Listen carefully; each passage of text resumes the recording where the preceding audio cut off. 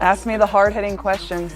This week on 60 Minutes, we reported on the WNBA. We interviewed Caitlin Clark revealed her new contract in Europe in a startling revelation that stunned the basketball community. Now playing for the Indiana Fever, she's ushered in a new wave of WNBA fans. TV ratings and attendance have skyrocketed. Finds Clark from the logo. You know how crazy these crowds get, though, when they see that logo 3. Yeah, they go crazy. Feels good to hit those? Occasionally. It's not too bad. So I don't mind it. seriously, though, so you got the ball in your hand. Yeah. You're crossing midcourt. What's the decision-making? Pass, pull up, Days of circulating rumors and intense speculation, the WNBA's Rookie of the Year announced her decision for the upcoming season on Instagram, leaving sports analysts and fans eagerly awaiting her big reveal. This came after the Indiana Fever's devastating playoff loss to the Connecticut Sun. Fans and pundits were left wondering if Caitlin Clark would return, if her amazing debut season was only the beginning, or if she would take her extraordinary talent somewhere after her social media profiles went silent. And then after that, usually somebody picks me up, but if not, you just gotta launch it and hope for the best, you know? Hope it goes in and let it fly. That's what people love. So you gotta give them what they want. Clark broke down the mechanics and biomechanics behind that signature shot. There we go. Okay. It's the same motion, basically, right? But you're just using more leg? Yeah, I mean, I'm like I'm not, people probably wouldn't consider me very big to play in the WNBA. Like, I'm not quite 6 foot, like, not the strongest. So I think just, having good balance is definitely the most important thing. I think a lot of really good shooters would probably tell you the same thing.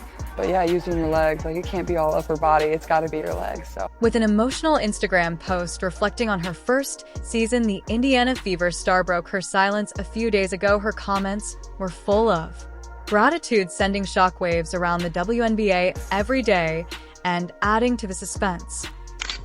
Caitlin Clark last night finished up one of the most remarkable years of basketball playing in quite some time. Because we could talk about her WNBA season, and we will, but her final season at Iowa was something to behold, and she went right from that into the WNBA season. I mean, right away. As soon as her college season ended, just days later, she was drafted by the Indiana Fever. And I just remember being at the Combine in early March. That was the talk of the town. In addition to what we were seeing out of the Pacers and the Combine being there, it's like Caitlin Clark's coming here, the Big 10, as we examine what Caitlin's is means for the Indiana Fever and the WNBA. Be sure to check in. Defenders on the handoff go with Caitlin Clark. That's why Aaliyah Boston can make that spin move and attack the basket. So the impact of Caitlin and Kelsey Mitchell on the floor opens things up. I miss doing women's sports with you. We don't do it as often as we used to. So here's the thing. Caitlin Clark is going to be fine. Yeah. Okay, there's 2 things that stand out to me. She just played this team, right? And so she understands the athleticism, the footwork, the speed of Dejanay Carrington. And she's just in her 4th WNBA game as a professional athlete. Even as a rookie, she's been guarded by the best players so far. She's still drawing double teams, and I thought Indiana did a better job of playing fast. I thought in her first few games, too much pounding the rock. This is not Iowa Part B varsity version. This is WNBA basketball. She's moving faster. Her teammates are doing a better job of finding her. She's getting looks off the move where she doesn't have to work as hard. And so it's only up from here. This was a great sign. Her most efficient night, turnovers were down. Let me just say this too, because we're talking about the Indiana Fever and we have the Pacers that are playing in the Eastern Conference. Her Instagram post marked the start of a season that radically altered what it meant to be a WNBA rookie. It chronicled the story of a player who absolutely exceeded expectations and transformed basketball, leaving everyone in awe of her accomplishment and brilliance.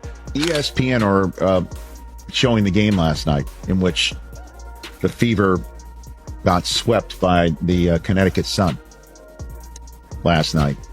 They showed a montage of her year.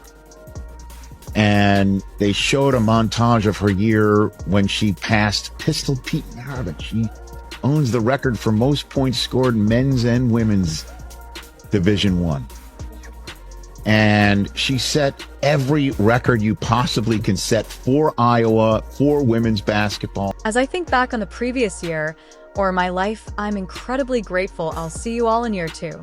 In her post, Clark thanked everyone for helping her fulfill a lifelong ambition. Additionally, Clark reaffirmed what many supporters and commentators had been hoping for since her team's playoff exit, that she was staying put and focusing on what made her season so incredible. Well, I'm super excited to be here. I've never had to give an opening statement before, so this is a first for me in a large crowd. But like I said, I'm super happy to be here. Thank you to Fever, the Pacers. This is a dream come true. Like, these are the moments you dream of. Obviously, Tamika Catchings is here. Like, that's pretty incredible. Somebody I grew up idolizing. Yeah.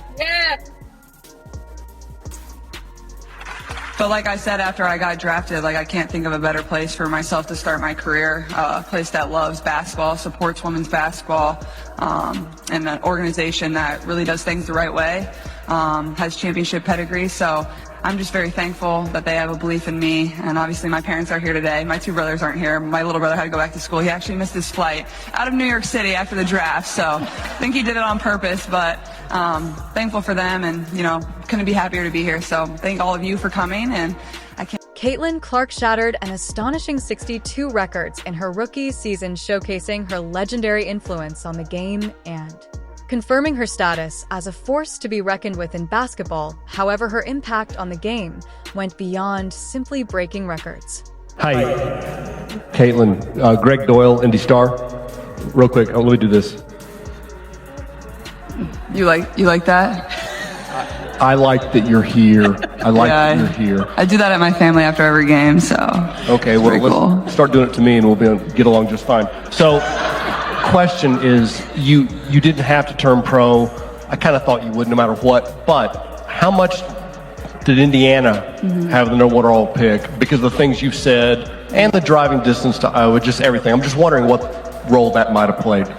Yeah, it definitely played a huge role, and I actually played at the exact same time as the draft lottery on the night it happened. I'm not sure exactly who we were playing, but I was hoping that Indiana got the first pick. It would have made my life a lot better. So when I saw that, I was pretty excited. And, you know, obviously that's not every single reason of, you know, why. Now let's look at the figures she shared, which had analysts and statisticians scrambling to come up with the best description. The Indiana Fever's guard averaged 19.8.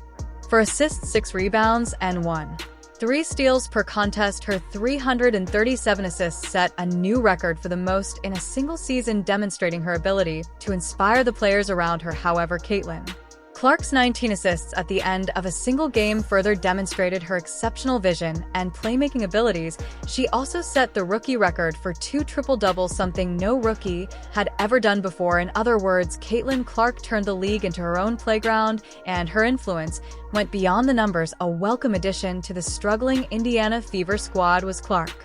Caitlin Clark's Rookie of the Year odds have become so high that there is currently only one sports book that will even allow you to vote on Rookie of the Year. MGM Bet is currently the only platform that you can vote on Rookie of the Year, and they have Caitlin Clark's odds at negative 10,000. And to put the icing on the cake, just last night, Caitlin Clark made her 86th three-point field goal of the season, which set a new record for three-pointers made by a rookie in WNBA history. The previous record was set by Ryan Howard in 2022. She oversaw the team's ascent to a 2020 league record, their first season with 20 wins since 2015, and most importantly, the Fever's first postseason appearance in 8 years. Caitlin Clark has restored hope for the Fever's followers. The WNBA record for threes in a season is currently held by Sabrina, and that number is 128 threes. So with the Fever having 9 more regular season games left, and I'm not sure if this is just like a regular season record or includes playoffs, but Caitlin Clark would have to average a little over 4 three-pointers in a game in order to break this record. It's doable, and especially if their team goes into the playoffs. But not only with this 3-point record, with her assist record, with her triple-double record, and just the impact that Caitlin Clark has had on the WNBA and on the Fever team this season, there has still been some debate on who will become Rookie of the Year. We talked about Angel Reese a couple videos ago and how she is holding her own on the rebounding side, and she is shattering records, both WNBA and NBA records, with the amount of rebounds that she grabs per game. But if you look at these two players in their totality, it really is a no-brainer as who deserves Rookie of the Year. The Indiana Fever became a must-watch team on television after her charismatic onk. Court persona not only helped them win games, but also won over fans, increasing attendance and merchandising sales. Clark, 24, 10, and 10, her second career triple-double. What stood out to you about the way she got this triple-double in your eyes?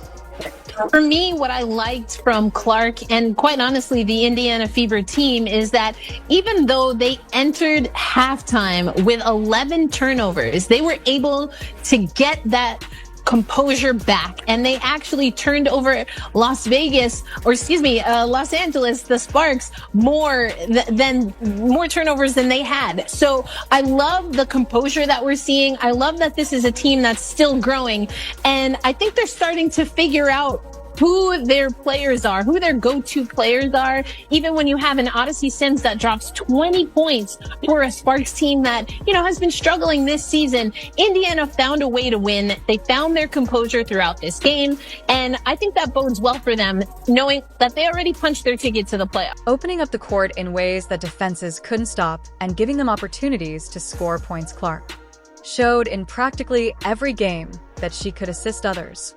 Well, for anyone that was listening to the broadcast, you heard that this backcourt has been the hottest thing in the WNBA since the Olympic break. And I do think that time together with this crew, that trio, as you mentioned, has been critical. We heard so many veterans, retired players, active players say that Caitlin Clark and likely the Indiana Fever were gonna need time. It wasn't gonna be instantaneous like your, instant coffee that you drink in the morning. No, we want this to be a nice Cuban coffee with a nice punch in there. And I think that's what we're seeing. It's not that this is not a talented team. You've got two back-to-back. Angel Reese received the most votes of any player during the Indiana Fever's All-Star Game, which was an additional feather in her cap and a blatant indication of her dominance on the court when the accolades poured in as soon as the records were broken, and she was almost unanimously selected as the WNBA Rookie of the Year.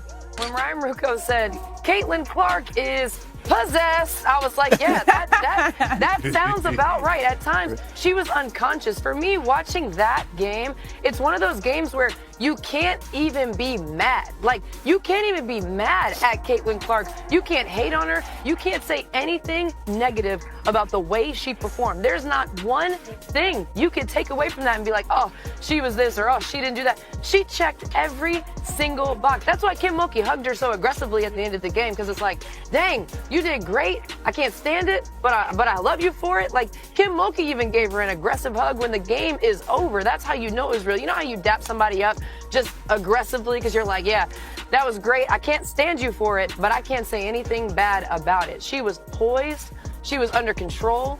She manipulated the defense left and right. It was more proof that she could hold the attention of onlookers while defending herself. Against the league's most powerful players,